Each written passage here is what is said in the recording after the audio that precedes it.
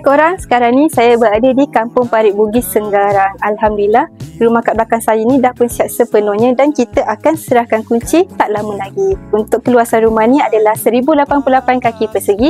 Kita ada 3 bilik dan 2 tandas. Untuk pakej rumah ni adalah pakej full spec yang termasuk full aksesoris lampu dan kipas. Untuk harga rumah ni hanyalah RM150,000 sahaja. So jom saya bawa korang kita review bahagian dalam. Let's go.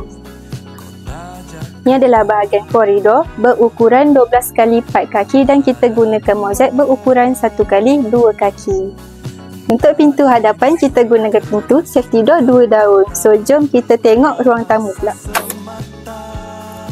Okay, ini adalah bahagian ruang tamu. Untuk ruang tamu ni berukuran 15 kali 12 kaki dan ruang tamu ni bersambung dengan ruang keluarga yang berukuran 8 kali 10 kaki. Untuk pakej rumah ni dah pun termasuk mozaik berukuran 16 inci di setiap ruangan dan juga termasuk tingkap aluminium, shielding plaster dan juga wiring untuk lampu dan kipas.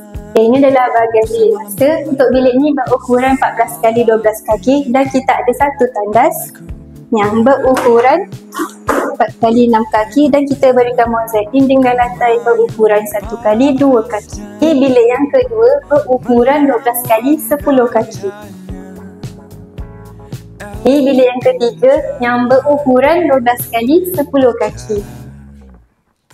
Ini adalah tandas yang kedua berukuran 4 kali 6 kaki dan kita berikan mozaik dinding dan lantai berukuran 1 kali 2 kaki. Ini bahagian dapur. Untuk dapur ni berukuran 15 kali 12 kaki dan kita gunakan mozaik berukuran 1 kali 2 kaki dan kita ada tabletop berukuran 9 kaki. So, korang dah tengok kan design rumah ni? Kalau korang berminat dengan rumah ni, korang boleh hubungi kami di nombor tertera dan jangan lupa follow kita, like, comment and share. Bye bye.